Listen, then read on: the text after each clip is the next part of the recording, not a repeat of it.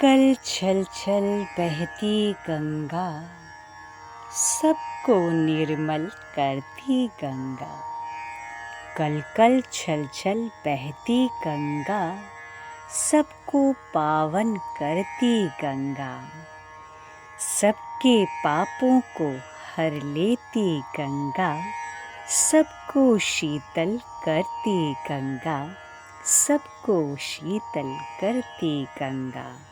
जी हाँ मित्रों, गंगा दशहरा पर्व की आप सभी को हार्दिक शुभकामनाएं। गंगा दशहरा का पावन पर्व हर साल ज्येष्ठ मास के शुक्ल पक्ष की दशमी तिथि को मनाया जाता है। इस साल यह त्योहार 20 जून रविवार को मनाया जाएगा। इस दिन पवित्र नदी माँ गंगा जी में स्नान करने से मनुष्य अपने पापों से मुक्त हो जाता है। स्नान के साथ साथ इस दिन दान पुण्य करने से मोक्ष फल की प्राप्ति भी होती है। धार्मिक मान्यता के अनुसार कहा जाता है कि इस दिन माँ गंगा का धरती पर अवतरण हुआ था। इसी के साथ एक पौराणिक कथा भी बड़ी प्रचलित है। कपिल मुनि के कोप से सागर राजा के पुत्रों की मृत्यु हो गई। राजा सगर को पता चला कि उनके पुत्रों के उद्धार के लिए माँ गंगा ही समर्थ हैं। अतः गंगा को पृथ्वी पर लाने के लिए सगर के पुत्र अंशुमान, अंशुमान के पुत्र दिलीप और दिलीप के पुत्र भगीरथ घोर तपस्या में लगे रहे। आखिरकार भगीरथ सफल हुए गंगा माँ को स्वर्ग से पृथ्वी पर लाने में। इसलिए गंगा माँ का एक नाम भगीरथी गंगा भी है।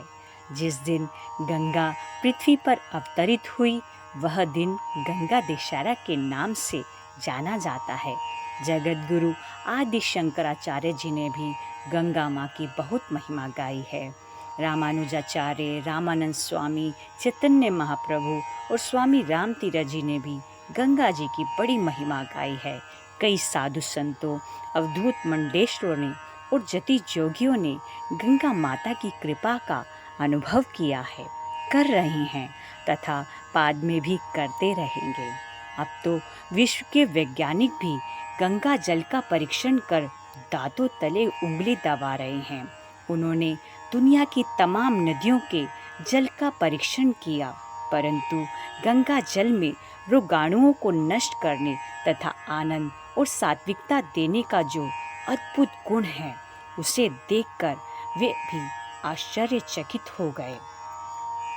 ऋषिकेश में स्वास्थ्य अधिकारियों ने पूछवाया कि यहाँ से हैजे की कोई खबर नहीं आती, क्या कारण है। उनको बताया गया कि यहाँ यदि किसी को हैजा हो जाता है तो उसको गंगा जल पिलाते हैं। इससे उसे दस्त होने लगते हैं तथा हैजे के कीटाणु नष्ट हो जाते हैं और वह स्वस्थ हो जाता है। वैसे तो हैजे के समय घोषणा कर दी जाती है कि पानी उबालकर ही पिए, किंतु गंगा जल के पान से तो यह रोग मिट जाता है। और केवल हैजे का रोग ही नहीं मिटता, अपितु अन्य कई रोग भी मिट जाते हैं। तीव्र श्रद्धा और भक्ति हो तो गंगा स्नान व गंगा जल के पान से जन्म मरण का रोग भी मिट सकता है।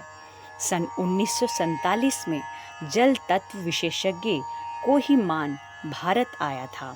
उसने वाराणसी से गंगा जल लिया। उस पर अनेक परीक्षण करके उसने विस्तृत लेख लिखा, जिसका सार है, इस जल में कीटाणु रोगाणु नाशक विलक्षण शक्ति है। दुनिया की तमाम नदियों के जल का विश्लेषण करने वाले बर्लिन के डॉक्टर J.O. लीवर ने सन 1924 में ही गंगा जल को विश्व का सर्वाधिक स्वच्छ और कीटाणु रोगाणु नाशक जल घोषित कर दिया था। आईने अकबरी में लिखा है कि अकबर गंगा जल मंगवाकर आदर सहित उसका पान करता था। वे गंगा जल को अमृत मानता था। औरंगजेब और मोहम्मद तुगलक भी गंगा जल का पान करते थे। शाहनवर के नवाब केवल गंगा जल ही पिया करते थे। इस प्रकार कईयों ने गंगा जल का अनुभव किया कि वाकई में गंगा जल में अद्भुत शक्ति है।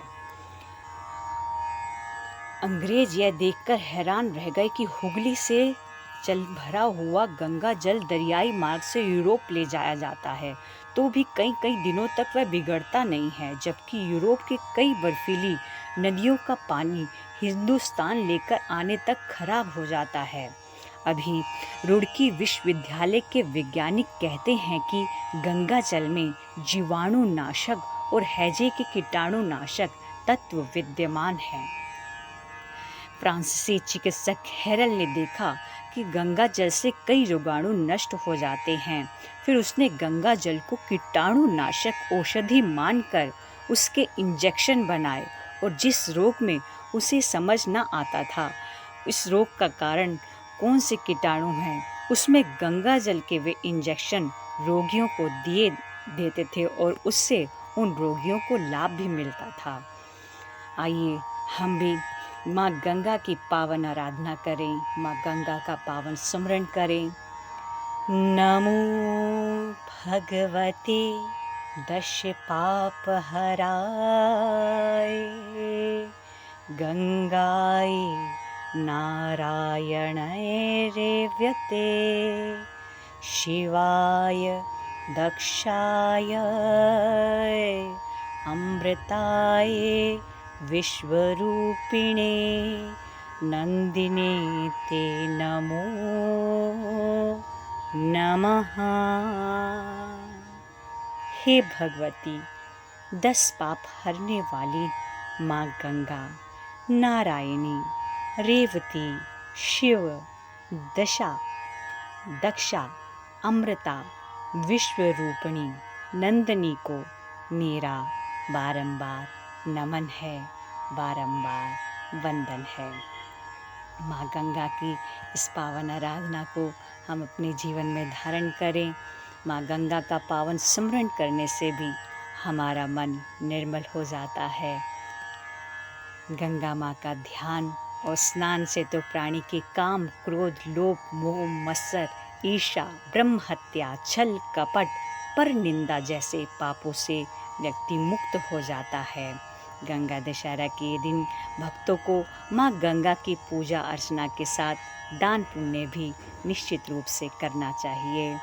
जय श्री कृष्णा, जय गौ माता, जय गंगा मैया। हर हर गंगे, हर हर गंगे।